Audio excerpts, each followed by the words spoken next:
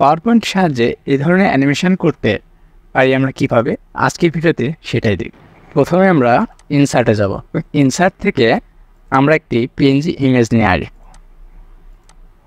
এরপর ইমেজটির সাইজটা একটু ছোট করে নেব।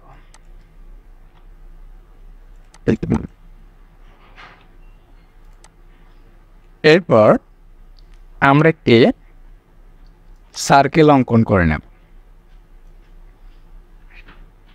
সার্কেলটির আরও একটি কপি নেব এবং সেই কপিটি একটু ছোট করে নেব।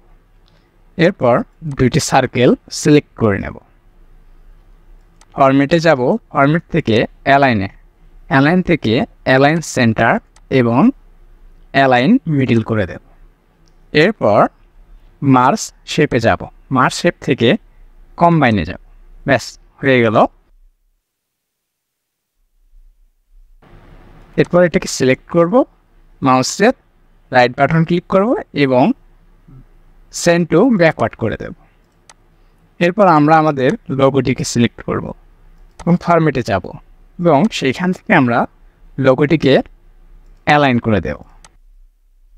এরপর আমরা সার্কেলটিকে সিলেক্ট করব, রাইট বাটন ক্লিক করব এবং ফরম্যাট শেপে যাব। ফরম্যাট শেপ থেকে ফিলে যাব। ফিল থেকে গ্রেডিয়েন্ট ফিলে যাব এবং গ্রেডিয়েন্ট ফিল থেকে আমরা দুইটি কালার সিলেক্ট করে দেব। আমি কালার সিলেক্ট করার জন্য আইড্রপার টুল ব্যবহার করব।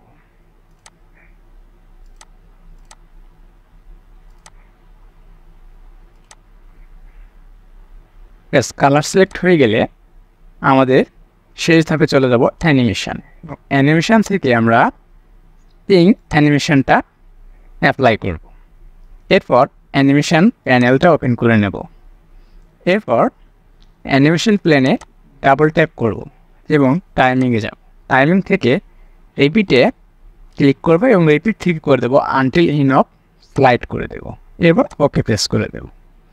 এরপর আবারও আমরা অ্যানিমেশন প্যানেলে ক্লিক করব এবং মাউসের রাইট বাটন ক্লিক করে স্টার্ট উইথ প্রিভিয়াস করে দেব। ব্যাস এখন আমরা দেখে নিই আমাদের অ্যানিমেশনটি কেমন হয়েছে।